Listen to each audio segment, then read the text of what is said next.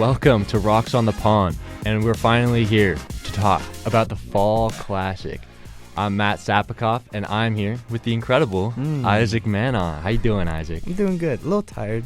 We'll get into that. Yeah, stayed up and watched all Game 3, did you? Yeah, we'll get it, yeah. I did too. I was late to class today.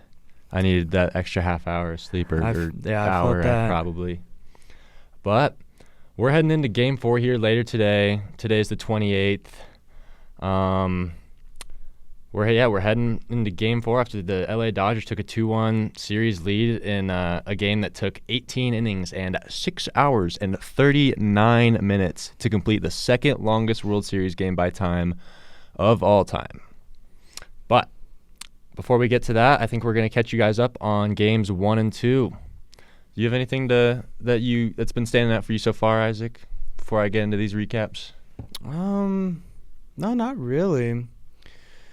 I think the big thing is going to be the rest. See which team has it, especially with, yesterday's game and everything. Yeah, I've definitely got some questions for you coming up once we cover that. Getting into Game 1, World Series finally kicks off. It seemed like a ridiculously long gap between the CSs and the World Series. It felt like so long, but we're finally here. And in Game 1, 22-year-old Trey Savage becomes the second youngest starter in World Series history. It's pretty freaking cool. Good for him. We're 22. Yeah. And in the first inning, he strikes out Ohtani, and you should have seen the reaction from his dad sitting in the stands. You would have thought he just closed out the game or something. His dad just exploded, and it was a cool moment. Seeing your son do that, absolutely, it's a big moment for him. In the first inning, the Jays made Blake Snell work in the first. Well, again, good with words there. Yeah. Hey. But his pitch count got really high in the first inning, and I really thought that was the difference between what he did versus the Brew Crew, 8 innings, versus what he did in this Game 1.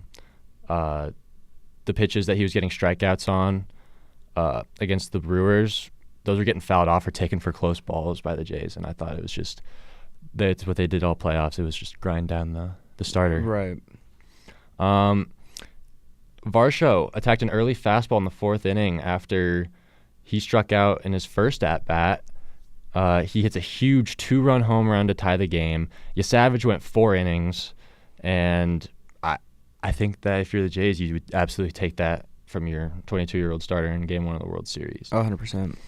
And in the 6th inning, this is where this game got ugly. The Jays beat down the Dodgers and got to the pen and put up a 9-piece in the 6th inning. That's just crazy. Jeez, 9? 9 runs in the 6th. Started with Bo Bichette getting on an IKF pinch running for him. Alejandro Kirk follows that up with a single. Varsho gets hit by a pitch.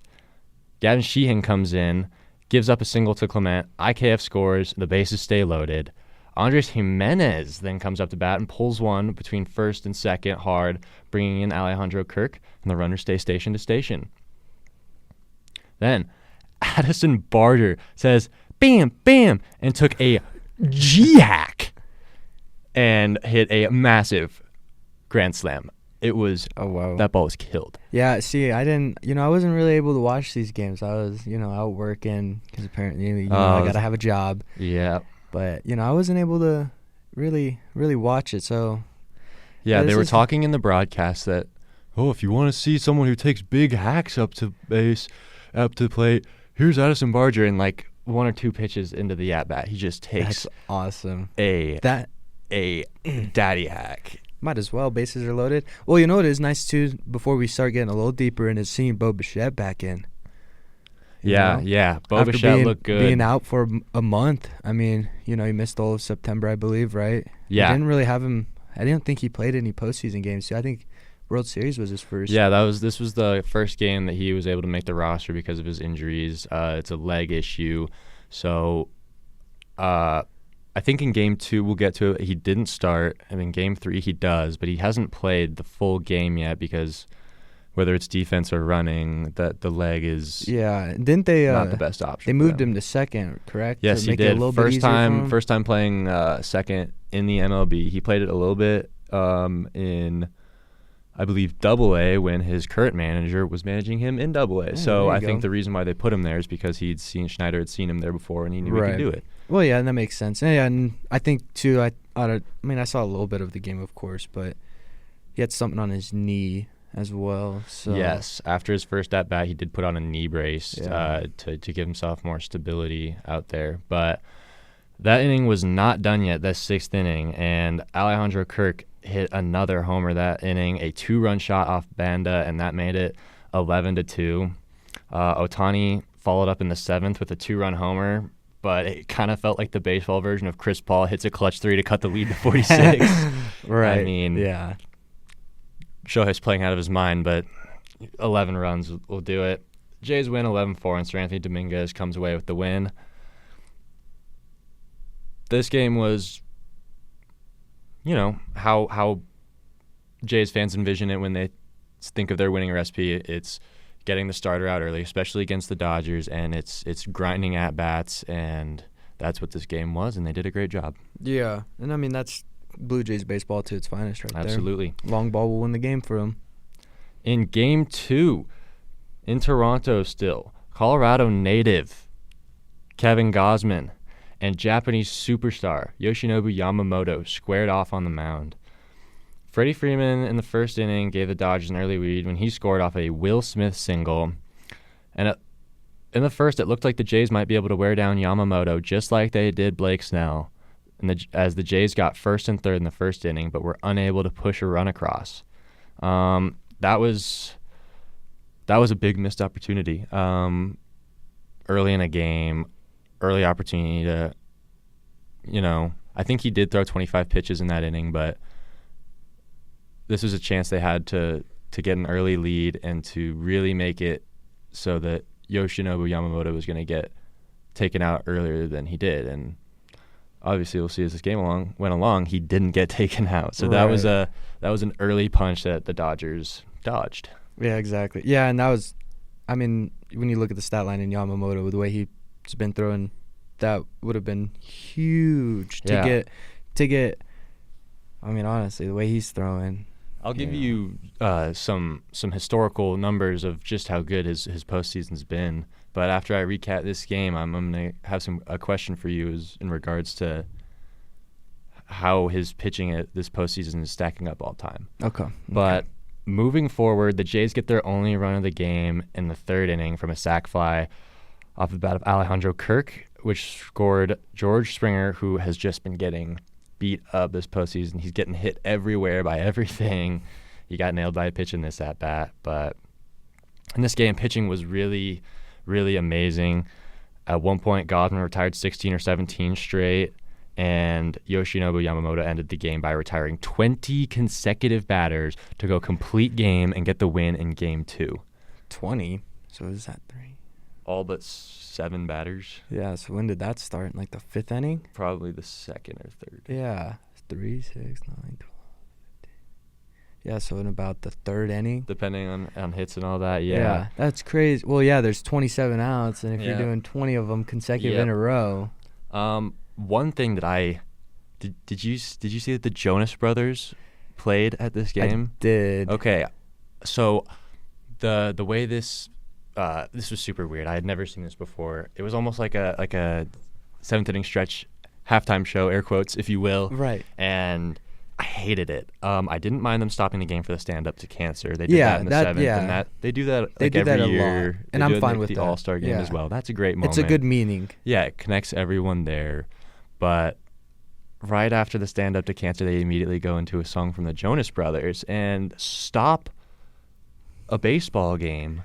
And I don't know, if I'm Kevin Gausman, I am chewing out whoever put this together, because now I have to sit down for an extra 3 minutes while the Jonas Brothers play their effing song in the middle of Game 2 of the World Series, and I've retired 14 or whatever straight. I don't want to sit down and listen to you guys play music. I want to play the damn game. Yeah, I want to get this game going. I don't know. For you guys out there, what did you think of our little halftime World Series show? Yeah, our little halftime show we got. I think it was, really, when you start looking at everything that's going on with sports, it's just a money grab. I just hate. I think we're pitchers. the more you sit down in between your innings, the worse it is, especially for something like that. Like, I mean, out of all the artists you picked, the Jonas Brothers? Don't get me wrong, hey, man, you know, different strokes for different folks. Yeah, but this is baseball, I feel. Yeah, I don't know. The Jonas Brothers. I'm more knocking the fact that this happened at all rather than it was the Jonas Brothers. Do you think it'll happen again? I mean, while we're on the subject, do you think they're going to do it again? Yeah, I mean, the MLB, like you said, it's a money grab. Bumper will do whatever he wants to get money. I don't know. But I'm going to give you some frame of reference numbers for what Yoshinobu Yamamoto is doing right now. Like I said, he retired 20 consecutive. The last pitcher to record 20 consecutive outs in a World Series game, Don Larson, I believe 1956. And his, he pitched pretty well that day. Perfect game, World Series. Nothing too hard. So that's one piece. Yamamoto becomes the first pitcher since Curt Schilling in 2001 for the Diamondbacks to throw back-to-back complete games in the playoffs. He's the first Dodger since Oral Hershiser in 1988 to throw a complete game in the World Series when they took on the A's. And this was the last complete game. The last complete game in the World Series was in 2015 from good old Johnny Cueto. Wow. So, when you hear these names, this is ridiculously elite company. I guess my question to you for this game is, and I'll throw this in too, because at the end of the game, last night into this morning, Yamamoto got up and started warming up 2 days after he went 9 innings complete game, telling his coach, "I will go if you need me for the 19th." Yeah. Where does this compare in all-time pitcher playoff runs? Like, just off the top of your head, I think for us, Mad Bum comes up, but like, he's up how there. does it compare? I don't know. I don't know, because the names that you started listing out, those are Hall of Fame names. Yeah, and Yamamoto, at least pretty good names. Yeah, Cueto. That's just dominate. He's dominating it right now. Yeah, we have not seen this in the playoffs in 24 years. Especially for my lifespan, right? It's being able to see something generational, right? Yeah. This is like a once-in-a-generation type of run, right? You have Yamamoto's performance that he's doing, and then you've got Shohei Ohtani's performance and what he's doing. Yes, this series, I was talking to my brother last night, and I was like, this might be the best MLB playoffs I've watched in years, because I feel like every series is so good. There's so many big names, and there's been so many classic moments already. Yeah. We already had a game that went 15 innings in the previous rounds, in the DS. And you're thinking, there's no shot that another game goes past 15, That's exactly what you're thinking, too. You got to the 15th, and you're like, oh, game's over with. Okay, no shot that a game goes past. You have the historic performances from some of the biggest names in sports. We'll get to Shohei in this next game breakdown, because he's putting up tungsten arm O'Toole numbers or whoever, insert player from the 1920s. I have a stat later on that is something that hasn't been done since World War II. And I think what's really big and that's helping is the big names are doing what they need to be doing. I would say for the most part. There's guys who have had opportunities to break the game last night open, and they didn't get them. But we'll get into that too, of course, later. But after a certain point, it doesn't turn into small ball; it just turns into the long ball. But I do agree with you that this is a really good postseason, just in general. It's just been so entertaining, and it's getting good, especially with stuff that is happening too. And it's offense, defense, pitching. It's everything. It's everything. Yeah, it's everything. It's one of those where it's like you won't be bored watching. Yeah. A lot of people always talk about, it's baseball's boring to watch on TV. It's better to watch in person. This is one where you feel as if you're sitting in the stadium watching it. I know. It's just you get commercial ads and they don't, Yeah.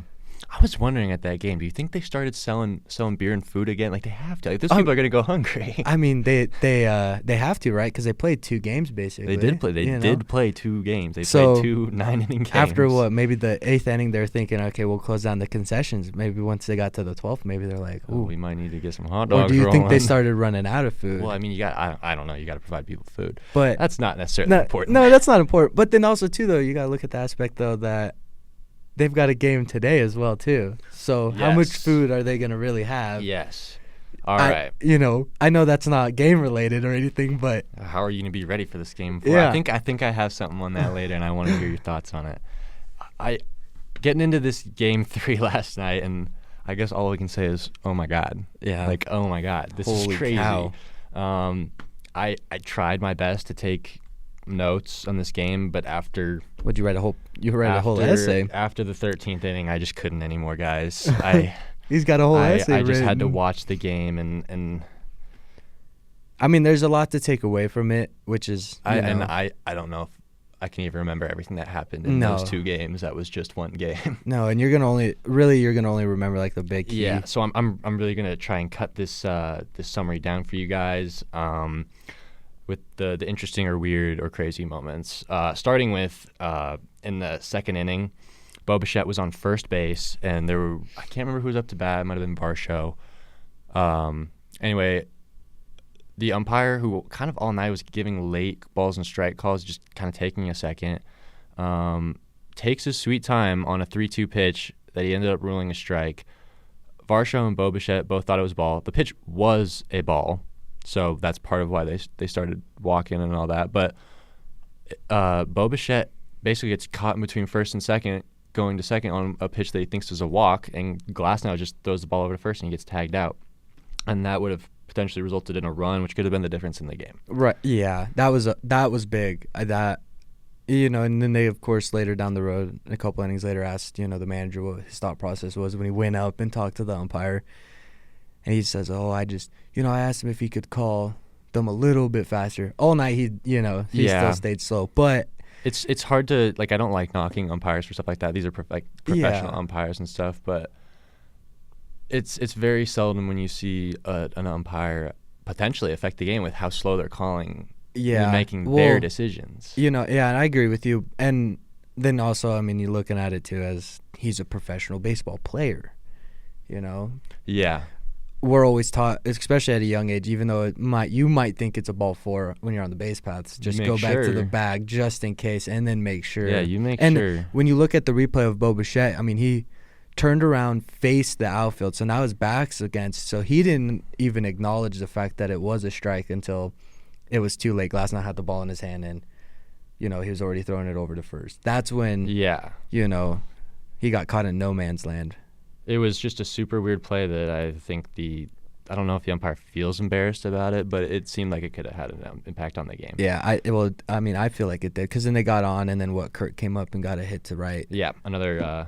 Granted, I mean, we're able to look at it. Hindsight's 20/20. Yeah, we're able to look at it as we could have done this, this, and this, but during the game of play, it's completely different. But you'll pitch differently to Kirk when you have runners on. Absolutely. First and second, you'll pitch differently, but you don't know what the end outcome would have been. Absolutely. If I'm not blaming the umpire for it, but if the umpire had called it a little bit quicker, things could have been different. Yeah, and it was a ball. It was a ball. Yeah. It was high. They they showed it on replays on broadcast. Yeah, next year when they integrate ABS, automatic balls and strikes, I would imagine that one's getting a quick head tap and everything will be fine. But and this year it meant something. Yeah, it meant a good amount. It could Moving on, Max Scherzer got the start in Game 3, which is awesome because it lines him up for a start in Game 7 if we get there. Hopefully we get there. That's assuming that's how they'd want to go out, but normal procedure says that he would go Game 7. Teoscar Hernandez made Mad Max pay early on a breaker high, and he deposited one to left field. Early 1-0 lead for them. He was throwing a lot of breaking balls and off-speed pitches high and away to lefties, but he finally went in on Shohei, and he in, and Shohei got his hands to it and hit his 7th home run of the postseason, making it 2-0 Dodgers. I thought this was going to be a quicker call to the pen for Scherzer. I didn't think he was looking terrible, but just this circumstances, the fact that he'd given up 2 solo shots. But I think he did a great job of hunkering down after that. In the 4th inning, Tommy Edman made an error on a ground ball roaming to his left. He just didn't stay down, and the ball did, and it just went right under his glove. This could have been a double play, but it resulted in Vlad taking third base and the runner being safe at first. Shout out Kike Hernandez. He had a great janitor's toss to keep the next play. There was a pop-up. He just absolutely sent it to keep Vlad at home. Love that. Love a good janitor's toss. We know Vlad isn't going to be able to make it home, but it wasn't even that deep. Just in case. Yeah, hey, you look good doing it, though. Grind. You look good doing it. Didn't matter as Alejandro corks a 3-run tank on a middle curve from Glasnow, which I think I guess I'd have to fact check this, but coming into the game, he had thrown 500 something curveballs without giving up a home run this year, until Alejandro did his thing. Ernie Clement comes up, does his thing, sending Barger to third after he gets on. The bottom of the order is just making life hard. Pitchers are working way deep. They're getting hits. Jimenez hits a sac fly. Barger and Clement tag up. That was first and third, so Barger scores. This is a great over-round hustle play because Barger was at third, and he booked it home because Clement decided to tag up from first. There's 2 outs after the ball's caught, so if he gets thrown out at second before Barger touches home, the run doesn't count. And Barger, you can see it on the broadcast, was digging for home to make sure the run got in. It didn't matter because Clement was safe. It's a great hustle, but it was free bases coming back to hurt the Dodgers. Yeah. Edman's been interesting. He's had a few errors now this postseason, but I don't know if he can take his bat out of the lineup. In the bottom of the 4th, Scherzer actually kind of cruised that inning. Banda came in the 5th for Glasnow. The Jays brought in Fluharty after Kike singled to face Shohei. Shohei doubled. I mean, I'm gonna probably speed this up for you guys. Eventually, Springer had to exit the game after he took a G-hack and I believe strained his oblique. Yeah. So that's gonna be tough looking forward. He might miss the rest of the series. Yeah, and with the way and the broadcasters that were talking, I believe is what John Smoltz. Correct. And yeah. Someone else, I forgot the other guy's name. They were talking about that. Yeah, when a batter takes a swing like that and instantly grabs the side of his body, the first thing they go, yeah, that's like out for a month, right before you can really it's a few even weeks do at anything. least. So that could be really scary for the Jays. The defense and base running was like it giveth, it taketh this game. Barger threw out Freddie Freeman at home on a strike. Someone for the Jays got thrown out on a relay. That was a nasty relay. Yeah. Both teams the had Hernandez one that you're thinking of? Yeah, that was Teoscar to Tommy Edman. Edman's got an arm. Edman made great throws when it mattered. Yeah. He nabbed the guy at third and at home. Both teams had runners thrown out at third and home, and Shohei was caught stealing at second. So a lot of outs on the base paths. Yeah. But a lot of what you see in the postseason was taking a risk and trying to get that extra 90. Yeah. Because, if one of these guys is safe, we don't play 18 innings here. Yeah, and especially later in the game, too, I think that's when the managers... I believe Edman's throw out of the guy at home was in the 9th. Yeah. And Granted, now, I think the one that he threw out, I don't know, I forgot his name. I think he's the backup catcher. Because he filled in Schneider. He filled in for Kirk. There were a few decisions this game, personnel wise, and mostly on the Blue Jays side because they made more changes to their lineup. They made more substitutions. Ones like bringing Straw in for Barger. We say early, but it was still like in like the 7th or 8th or whatever. But because the game at 18, it seems early. But the one I don't know. I'll ask you first. What moves do you think they made that made it hard for them to win the game? The Jays. I don't think it was necessarily moves that they did that didn't make the Jays win. I think it was more of decision making that came into it. Because I guess looking at it now, they made moves early in the game, right? When it turns out to be an 18-inning game and you put in a guy. Yeah, ninth inning is early. Yeah, the ninth inning is early because now they're playing a whole nother 9. Now they put in a guy in like the 12th. I forgot who that was, but I think it was more of the decision making, like going back onto the relay at home in the 9th inning. You had Vlad up. That's true. Yeah.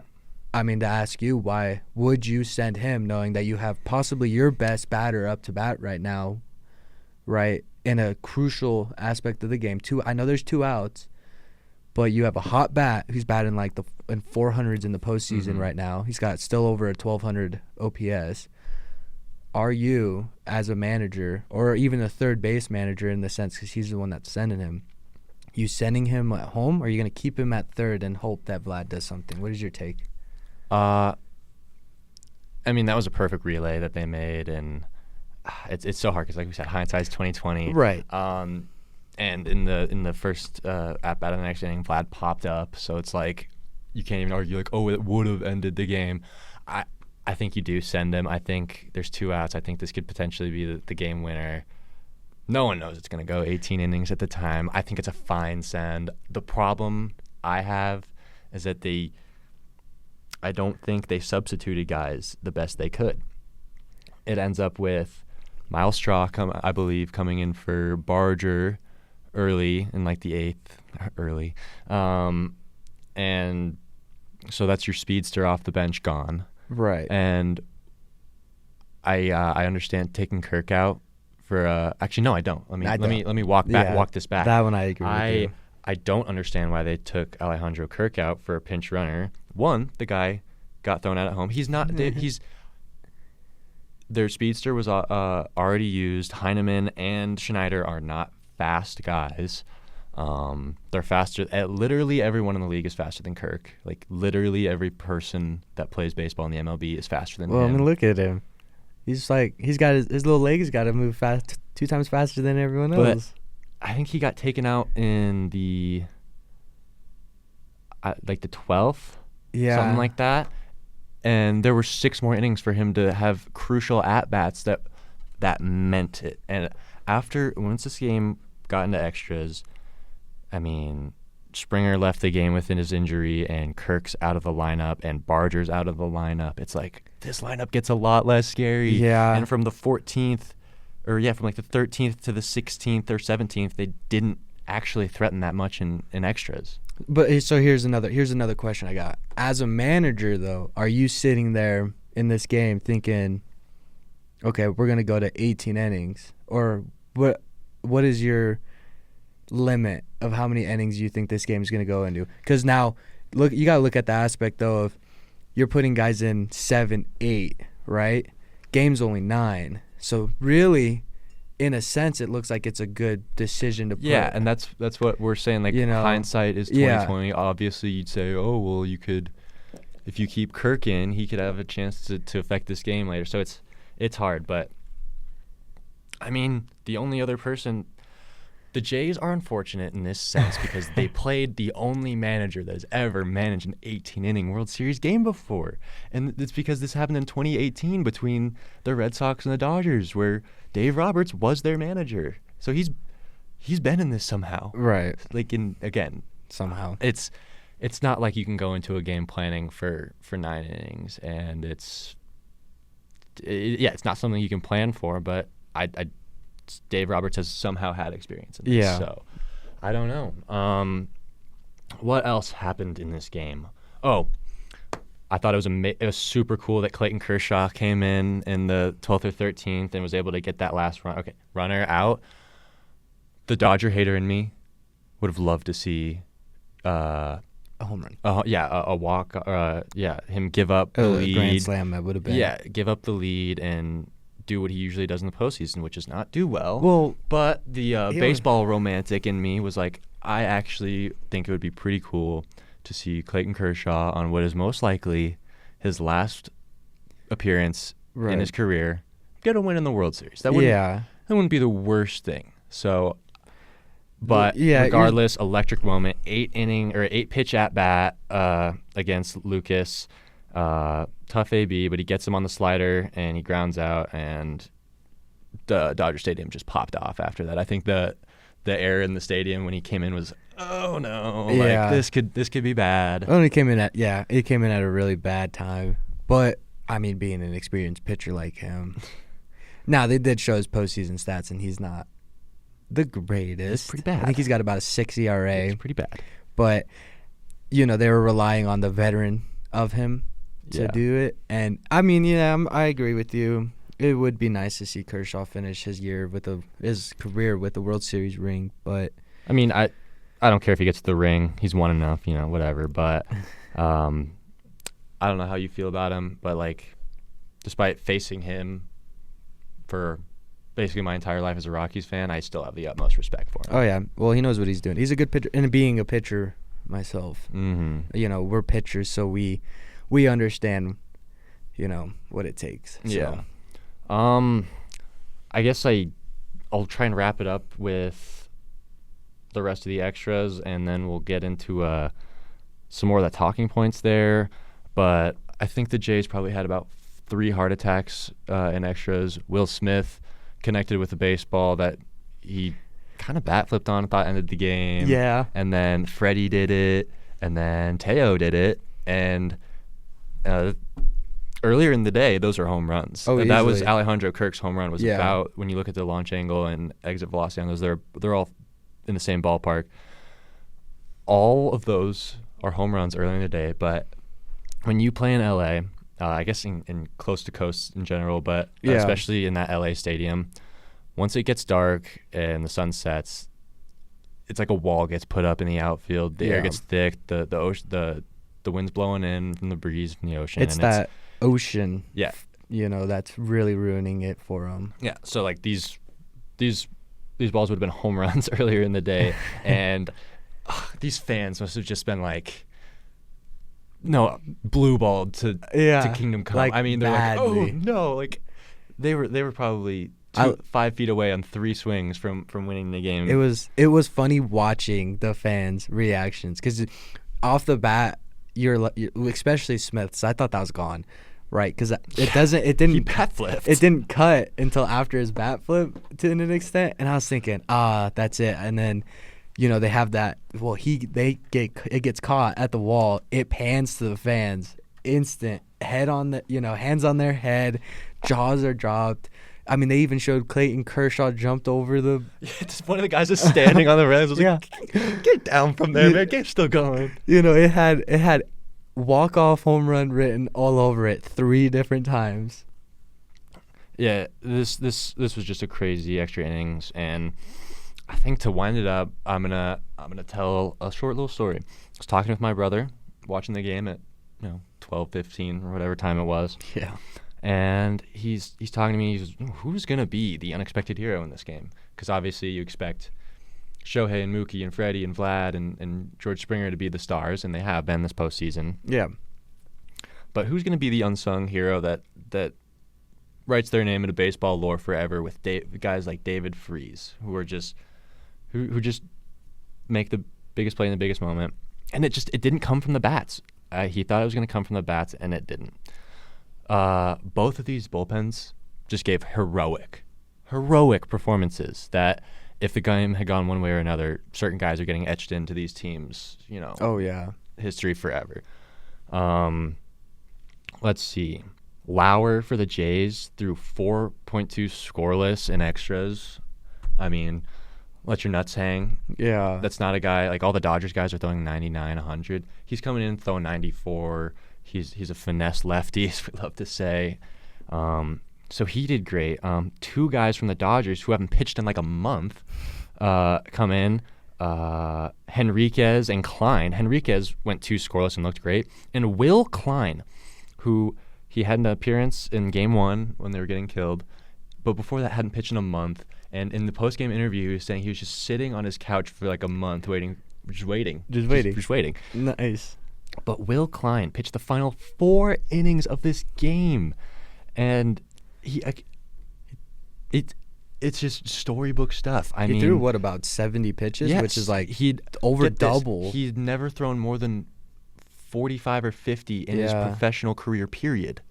Yeah, I saw that they were talking about that he doubled his overall, and I was like, geez. So it's just that the unsung hero was either probably going to be Lauer or Klein, but the way this game shaped out, Klein. I mean, 4 innings after you were the last guy to the pen. These teams used every single bullpen arm. Dodgers used 10, and the Blue Jays used 9. 10 and 9 or 9 and 8. It's good for him, you know. Yeah. Oh yeah. Now he's going to be a Dodger legend forever, hopefully, and I just love seeing those moments go to the guys who aren't the stars, and you can tell it meant so much to him, and that's what baseball's for, man. Yeah. I'm a big Dodger hater, but I can give it up to a guy who's in. I don't want to be rude and take credit away from this guy, but a nobody in that locker room. Yeah, well, he's overshined by big names, so it's a big enough deal as it is already just to get into just to make it past AAA, AA, just to get drafted in general. It's a big deal, but I mean for him to do that, on a team that's filled with just stacked stars, he's probably not going to throw this tonight's game, and who is?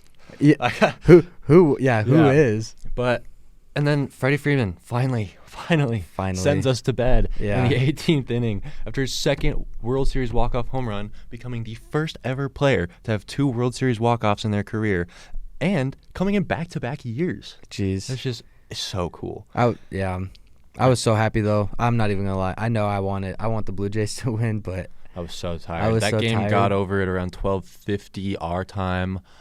I was talking to our resident Canadian friend Dylan Kintz this morning. Was he watching it? He said he went to sleep in the 14th, but it was 1 o'clock at the time. Yeah, I was gonna say that's also 3 watching that game, all just to be heartbroken. But, oh man, I mean, just what a game! It's so much drama, and just it's leaving me at a loss for words here. Yeah. Well, and we got to get into Ohtani. Yeah. Now I got some serious questions for you here. Oh boy. We're gonna start with the Shohei intentional walks. He was intentionally walked 4 times this game. Yes, he was. He made base 9 times? 9 times. Yeah. Let me got a little something for you here, Isaac. So, Shohei went 4 for 4. Yeah.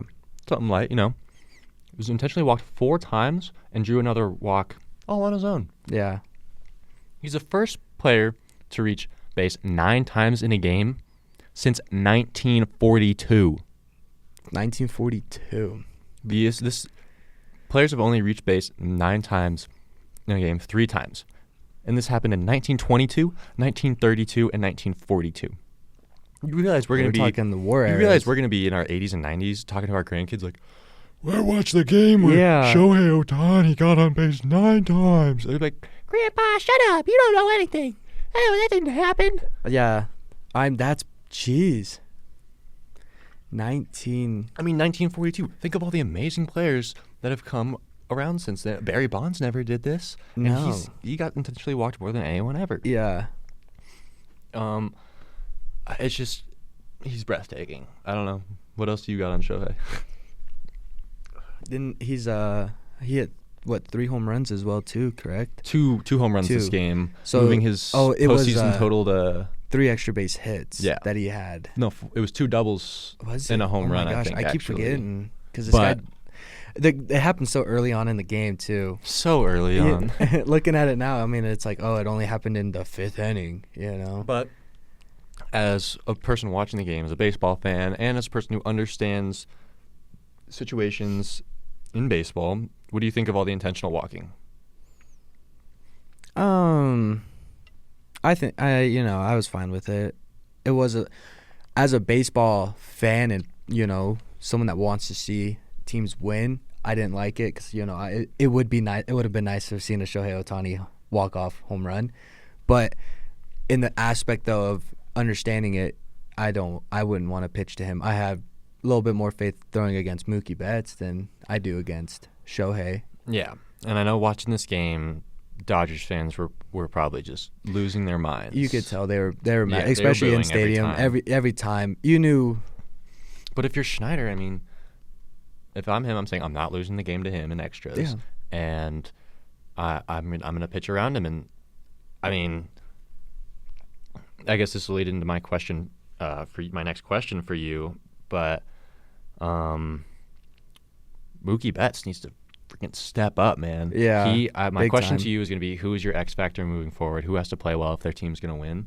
And my answer is Mookie Betts. Yeah, he had 100%. 4 opportunities in this game to end the game, and I mean, he probably feels disrespected. You're intentionally walking the guy in front of him to get to a Hall of Famer 4 times. He probably feels disrespected, but at the same time, he didn't hurt him. He's not performing. He didn't end the game when he had opportunities. They were talking about that too on the broadcast. That they of course say it best too, because they're John Smoltz is a professional player at one point, but they're like they tried to shine light. It's not a disrespect to the guy next on deck. It's trying to show respect for the guy hitting. And but that's just how good Shohei is. At the same time too, though, I think after the second intentional walk and seeing Mookie Betts wasn't going to do anything, I think it was more shade at Mookie Betts now instead. Yeah, you're going to make Mookie beat you. We'll walk Shohei. We'll be fine with getting him on, because 9 times out of 10, either Mookie's going to try and hit a fly ball home run. He's going to try and swing high, so he's going to hit a home run, or he's going to ground out into double play. Or maybe strike out, because, all accounts for outs. And I think one of those times Mookie did get a hit or at least get on base, but he's not doing what he's done in the past to win games. And I truly believe that there will be more instances of this. Shohei's going to get intentionally walked again in this series. Yeah. And, if Mookie Betts can make him pay for that, then this could be a shorter series, unfortunately. Yeah. And like we talked about earlier, too, it was intentionally walking the guy to get to the next one. That's what we talked about earlier, was why intentionally walk Shohei to get up to Mookie Betts, and this and that. Well, we're seeing it now. It's working. It's working. It's smart baseball for now. I guess my take on it is, as much as the baseball fan in me hates it and loves to see Shohei play and the best players play, you have to understand that, they're trying to win. You're trying to take the ability of the best player in the world out of the game, and it helped him stay afloat for 8 innings. You just got to take the ball away from the guy that's going to, hurt you the most. Yeah. So who's your X factor moving forward who has to play well for their team to win? Can't take Mookie. I already took him. Can't take Mookie? You want to try and, go for a J. Go for a J. I don't know. Who replaced Springer? Who is replacing him? The replacement for Springer was... Let me look at the stats real quick. While you pull that up, I'll say why. Ty France. Oh, was it because he was DHing? Because Bo started at second, and then IKF came in for him, and Springer DH'd. So, whoever takes over Springer's role, because I feel we'll have to do it. If it's Ty France, really whoever takes it is. I'm not going to specify what player might take it, 'cause it's still not a certainty. But the guys have to pick up Springer's absence. Whoever fills his role is going to not necessarily have to perform up to what Springer did, but it's going to have to be the guy before him, the guy after, that specific part of the lineup. That's a great point, Isaac. I think, it's kind of going to be patch that hole by committee. Yeah. And you can't bank on, you're taking the third leading postseason home runs guy out of the lineup. It's like throwing some Flex Seal tape on a little hole right there, and hoping that it... Yeah, you just got to hope it holds. I guess we'll try and wrap it up here. Looking ahead to Game 4, we got Bieber versus Ohtani. Yeah. Nobody's going to have pitching. How is this game going to go? I'll tell you what I think is going to happen, Okay, Isaac. and then I'll get into mine. I think both the starters are just going to have to stay in the whole game, and they're going to throw like 200 pitches each because no one else can be used, and it's going to be a bloodbath. No, I don't actually think that's going to happen. But what I do think is going to happen is that Shohei Ohtani despite being the robot that he is, might actually struggle. Ooh, interesting. I think he's going to be just so tired. Okay. And he got on base every time. He had to do all that running. He wasn't in the field or anything, but, I mean, that long of a game, he's the only player. I mean, having to do that and come back the next day, all these other guys are going to be tired anyway, and he has to go pitch. And that's just, I know Shohei's a freak, and I won't be surprised if he puts out an amazing outing because he is Shohei Ohtani, but I think this is I wish I could say that this could be a turning point but I don't know if it will be because no one has any bullpen arms that are going to be fresh. And, I mean, this Game 3 was just so crucial because it was basically one game for the price of two. Yeah. And you played two games and you get a win for the Dodgers and you get a loss, but you burned everything to get those. And I'm on the same boat with you with my take for Game 4. I don't think Shohei's going to have the greatest performance, but he's also not going to have the worst. It's going to be your average one. I feel like he'll let up about maybe 2-ish, 3 runs, through about 5, I think. But I do feel, who's throwing again for the Blue Jays? Shane Bieber. I feel like Shane Bieber's going to just dominate. I feel that, you got to look, too. They played, it was a 6.5-hour game almost? 6 hours, 39 minutes. Yeah, so you got almost 7-hour game, right, coming off of what, 12, 13, 14 hours of rest, apparently, Shohei played the whole game. Now he's got to come out, pitch. You have the whole entire Dodgers and Blue Jays, guys on the field just absolutely gassed. I know, yes, you're supposed to be used to it, right, because they play so many games, they have so many travel days, but you can't get used to an 18-inning ball game. I mean, especially those days with no breaks. At junior college when we would have inter-squad scrimmages and stuff, or our fall scrimmages, those would be 14-inning days. They weren't like very accurately kept or whatever, but you were playing 14 innings, and after that we were just like dead. I can't even imagine tacking on another 4 innings after 4 games to it at like a 110% pace. At that stress, ugh. We were, our inner squads were more laid back, right? It wasn't. We weren't. It wasn't Game 3. Of the freaking World Series. I do think though that whoever starter comes out first will be the downfall of that team. I think that's probably a good way to look at it. I think the one thing coming into this game is maybe an advantage for the Jays is the pitching because they opted to use Scherzer for Game 3 because Bieber is coming off Tommy John. They want to give him an extra day of rest to have him feeling good for Game 4. So I think Bieber should theoretically feel, as good as he can coming into this game, whereas Shohei could be a little gassed. Yeah, well, he played 6.5 hours of baseball the night before. Yep. Well, and then I have to go home in LA traffic. If I'm those guys, I'm just sleeping in my. I'm sleeping in my locker. Yeah, I'm taking a pull-out bed. Did you? Okay, before we wrap up, did you see the Mookie Betts post-game interview?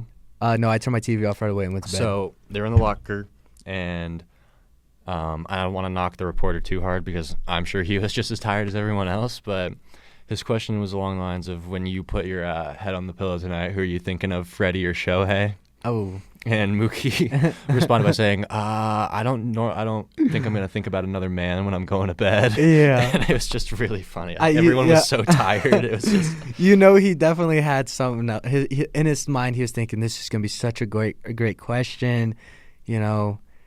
I think he wanted to be like, who impressed you more? Yeah, the execution of it. But, yeah, he was like, who are you thinking about that's like, in bed? I know we're a Rockies or a baseball one, but that's like the Christian Braun or whatever? Christian Brown. For the Nuggets? Yeah.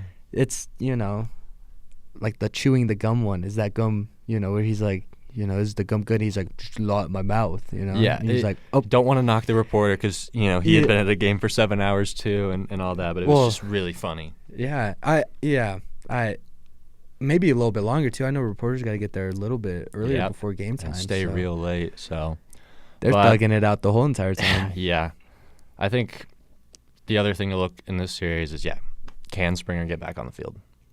because, like we talked about, that's a huge bat for them. And when that game was going on and him and Kirk were out of the lineup, it just was not that threatening. Like, these guys grind ABs, but they lacked the ability to have the long one to really put it out of reach. Yeah. Well, and you know what was good, too, before we end here, was the bullpen arms that did come in, though.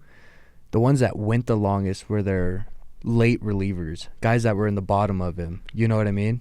It wasn't their top arms that went super long with a high pitch count. So you might be tired. They might be tired, some of these top arms, but they won't be as gassed as the bottom of the orders. So, and I think we're going to get out of here now, but I think I would be remiss if I didn't give a shout-out to all the pitchers that threw this game. For the Dodgers, it went Glasnow, Banda, Robelski, Trinan, Dreyer, Sasaki, Sheehan, Kershaw, Enriquez, and Klein. And for the Jays, Scherzer, Fluharty, Varland, Dominguez, Bassett, Hoffman, Fisher, Lauer, and Little. Jeez. I mean, everyone threw. So I guess shout out to the pitchers. But I think that's going to do it for us for today. We'll be watching the World Series Game 4 tonight, see what goes on, but hope you guys have a great time watching.